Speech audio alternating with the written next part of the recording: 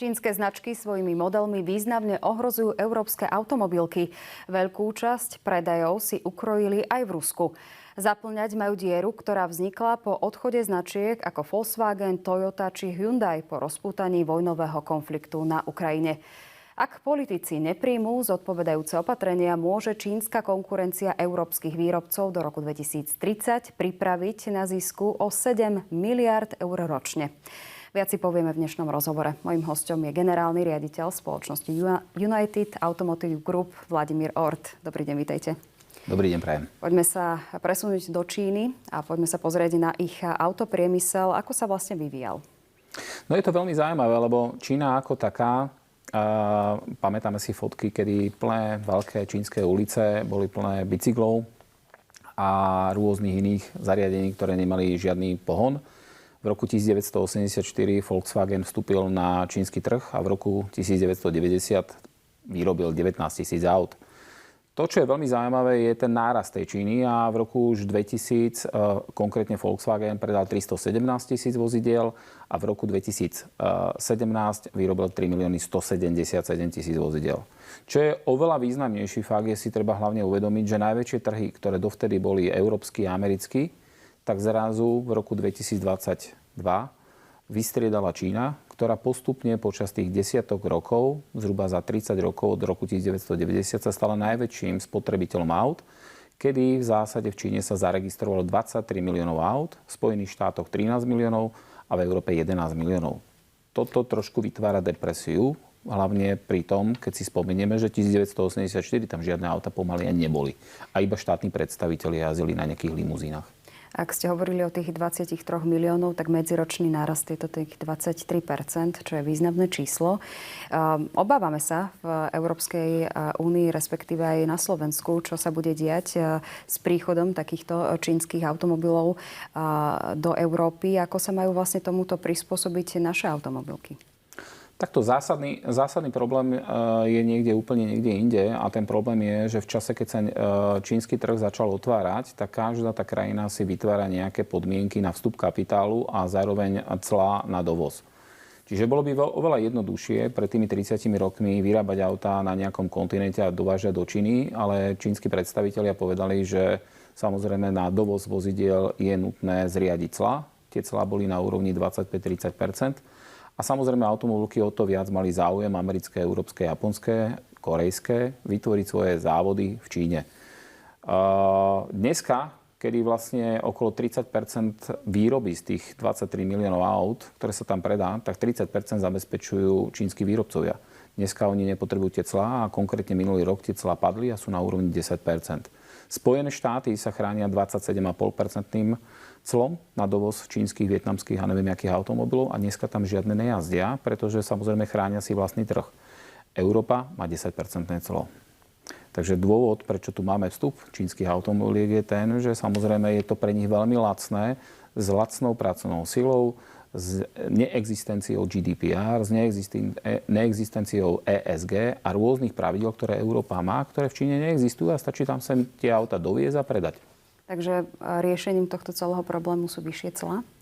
No definitívne by sme si mali chrániť vlastných výrobcov, vlastných zamestnancov a vlastné trhy. Ako konkurenčný boj by podľa mňa mal byť rovnaký a mali by sme mať tie isté pravidlá, ako pravidlá mali oni v minulosti. Ale samozrejme zákazník si vybere, že čo si kúpi a čo nie. Tak áno, vždy vyhráva tá nižšia cena u zákazníka. Ale poďme sa pozrieť aj na tých zamestnancov. Keď vravíte o tom, že akým spôsobom aj oni na to pozerajú, tak len si povieme štatistiky za Slovensko. Do roku 2040 bude chýbať 240 000 ľudí na Slovensku. Prevažnú časť teda nám bude chýbať práve v automobilovom priemysle. Tu nastáva otázka, ako sa majú aj prispôsobiť automobilky, naše elektromobilite a podobne, aj to, že nemajú tých zamestnancov. Ako sa vlastne bude vyvíjať podľa vás ten automobilový priemysel v najbližších rokoch práve na Slovensku? Slovenský automobilový priemysel je chrbtová kosť európskeho automobilového priemyslu. Čiže to, čo sa bude diať v Európe, to sa bude diať aj na Slovensku. Musíme sa na jednu vec pripraviť. Malé autá sa vyrábať nebudú, pretože sa budú vyrábať niekde v tretích krajinách. Budú sa vyrábať v Afrike, budú sa vyrábať v Turecku, tak, jak sa to aj dneska už deje. Čiže budú sa vyrábať len vysoko efektívne autá. Samozrejme, musíme tu ešte jednu vec brať do úvahy. Náročnosť zákazníka v Spojených štátoch, v Číne a v Európe je rozdielna. V Európe zákazník je veľmi náročný. Samozrejme, súvisí to s jeho peňaženkou. Samozrejme, nie každý na ulici jazdí na veľmi drahom a dobrom aute. Principiálne elektromobily, čínske automobilky, v ktorých sú veľmi dobré, pretože sú veľmi jednoduché, je veľmi jednoduché vyrobiť. Čiže to, že prečo oni s tými elektromobilmi v zásade sú veľmi úspešní, je, lebo to auto má zhruba 10% krútiacich častí, lebo v podstate všetko, čo je v aute, sa točí nejakým spôsobom. Čiže 10% oproti tomu, ako je to v bežnom automobile, kde sú ložiska, kde sú motory, kde sú motorčeky a tak ďalej. Čiže treba si jednu hlavnú vec uvedomiť, že nastupujúca zelená politika, ktorú tu dneska máme, a neochrana slovenského trhu súvisí celou Európskou úniou. Čiže podľa toho, ako sa tie automobilky v zásade budú správať v celej Európskej únii, tak to bude aj na Slovensku. My tu dneska máme 4 automobilky, buduje sa 5. automobilka. Musíme si jednu vec uvedomiť, že 4 automobilky sú v zásade, 3 sú európske, jedna je korejská, čiže azijská, a Volvo je zhruba 80% takisto azijská, pretože je čínska. Áno, budeme mať problém a treba sa na to pripraviť. My sme sa na nedávnej konferencii, ktorú sme usporadovali, Podnikanie a priemysel, rozprávali o tom, že sme presne fokusovaní len na ten automobilový priemysel, na pracovné prostredie, ktoré je nízko kvalifikované. Nemáme tu sofistikovanú a teda kvalifikovanejšiu pracovnú silu alebo aj ten priemysel. A to teraz urobiť, že diverzifikovať ten priemysel v aktuálnom rozpoložení bude asi veľmi náročné. A tam zaznela aj tá otázka, či neskončíme ako Detroit. A ja si myslím, že Slovensko ako krajina a ľudia, ja som veľký náčenec našej krajiny, pretože keď cestujem po svete, vidím, kde ten svet je a my sa tu všetci sťažujeme, že je zle. Akože netvrdím, že je tu fantasticky a veci, ktoré sa tu posledné roky diali, tiež neboli veľmi dobré. Ale ja som veľký náčenec Slovenska a myslím si, že je tu veľa šikovných ľudí, len tým šikovným ľuďom treba dať možnosť tie šikovné a dobré veci robiť. Prežili sme množstvo zlých vecí za posledných 100-150 rokov a stále existujeme. Takže ja si myslím, že my to prežijeme. Ťažko povedať, že či to prežije automobilový priemysel na Slovensku, pretože už dneska počet zamestnancov, ktorých tu máme, my už nevieme, kde nájsť tých pracovníkov do toho automobilového priemyslu. A hlavne nemôžeme politicky ľuďom vysvetľovať, že tí ľudia budú dostávať vyššie mzdy, keď práve preto sa tu vyrábajú, lebo sme lacní. Takže ono to trošku není kompaktné. Ale môžeme sa zamerať na veci, ktoré súvisejú s budúcnosťou automobilového priemyslu. A automobilový priemysel by som už ani nenazýval automobilovým priemyslom, ale mobilitou. A do toho, do čo by sme mohli investovať, je práve tá digitalizácia, ten budúci entertainment a to, čo vlastne tie auta budú ponúkať. To je to podstatné. A to nie, že budúcnosť bude ponúkať vlastne rôzne regulácie, ktoré dneska zväzujú automobilkám alebo nedovolujú automobilkám pustiť von to, že vy s tým autom môžete robiť množstvo vecí, od 1.1.2024 sa uvoľní. Ale neviem o žiadnej aktivite, ktorá by niečo takéto robila. Lebo tam hociaký výrobca, hociaká malá softvérová spoločnosť bude môcť s tými automobilmi komunikovať, využívať to, že existujú a tak ďalej. Späť k tým čínskym automobilkám a automobilom. Ak sa pozrieme na tie výhody tohto, hovorili ste aj o cene, ale čo také nedostatky čínskych automobiliek a automobilov?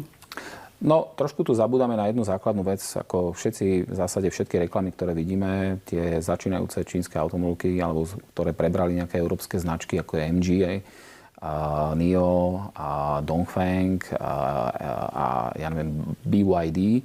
Všetky tieto automobilky principiálne prichádzajú s tým, že akú veľkú výbavu majú, sú to väčšinou elektrické autá a ako sú veľmi konkurenčné voči Tesle, voči Volkswagenu a tak ďalej. Ten základný problém, ktorý my dneska vieme, je akékoľvek tradičné európske auto, alebo japonské, alebo korejské, ktoré sa tu vyrába, vieme, za koľko ho kupujeme, vieme, za koľko ho predávame, akú má zostatkovú hodnotu. Principiálne automobil je druhá najdôležitejšia vec, na čo míňame najviac prostriedkov vo svojom živote. Základná vec, na ktorú míňame, je naše bývanie. Byt, dom, chata, proste čokoľvek. Následne auto. Všetky tie ostatné finančné prostriedky, ktoré míňame, či už na stravu, cestovanie, oblečenie, sú minoritné. Takže vráťme sa naspäť.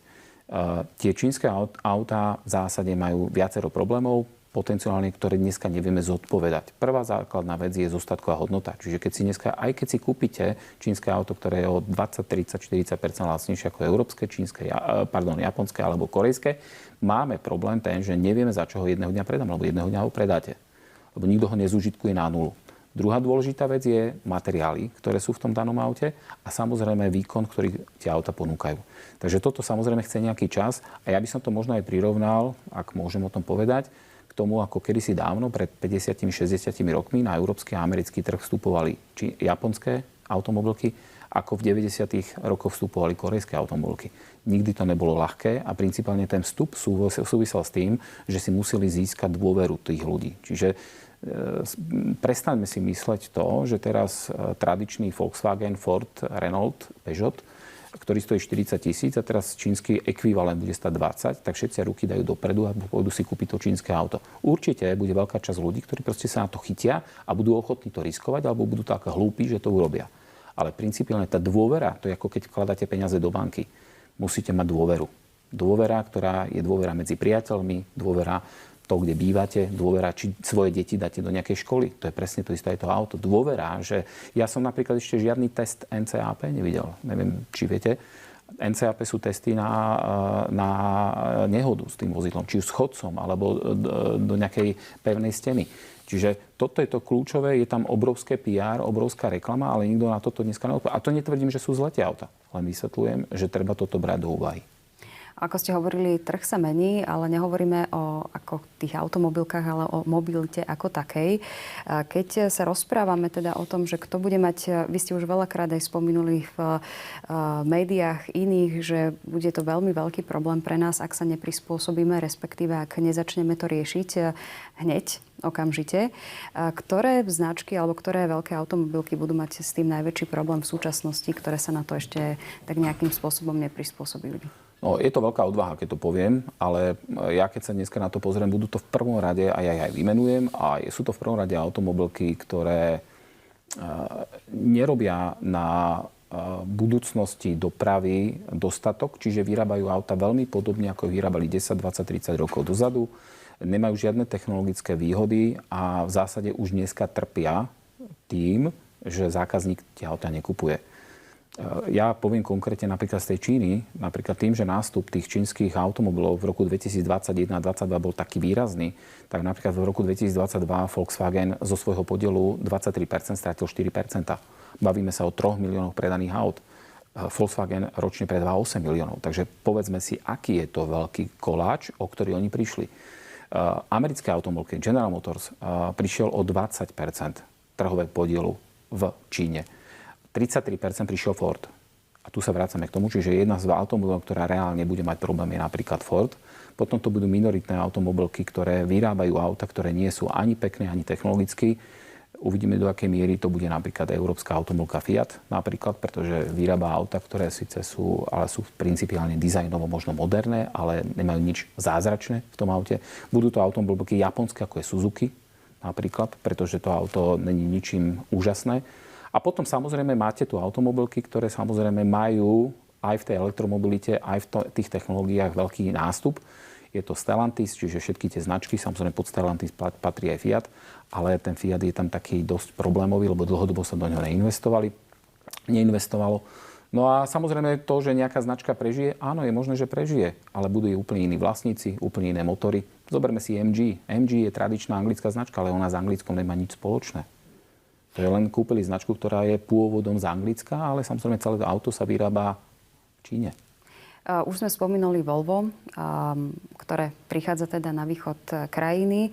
Ďalšia automobilka, už teraz tie automobilky tvoria zhruba 12% hrubého domáceho produktu na Slovensku. S Volvom by to malo byť okolo tých 15%, čiže len zväčšujeme závislosť na automobilovom priemysle, ale sú veľké očakávania, nie len čo sa týka zamestnanosti na východe Slovenska, ale aj celkovo s tým rozvojom konkurencie schopnosti v rámci automobilového priemyslu.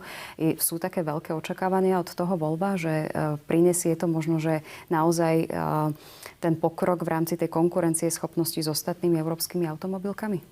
Ja si myslím, že to Volvo je dobré, pretože rozdiel medzi tým Volvom a MG je ten, že Volvo stále má vývoj a ľudí, ktorí pracujú v Európe, v tom Švédsku. Kdežto to MG je kompletne v Číne. Áno, to si reálne povedzme. Tá automobilka je veľmi zdravá, veľmi dobre funkčná.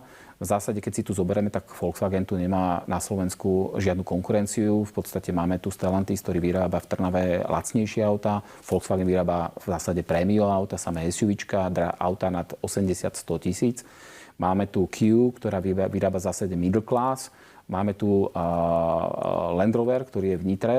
Čiže ja osobne si myslím, že to Volvo je dobre umiestnené, ale ťažko povedať. Ja osobne si myslím, že všetky tie automobilky, ktoré sú tu, buď tie závody budú musieť pretransformovať na kvalitnejšie výrobky, pretože tá výroba bude príliš drahá a menej konkurencieschopná voči dovozu, pokiaľ tá Európska únia s tými clami niečo neurobi.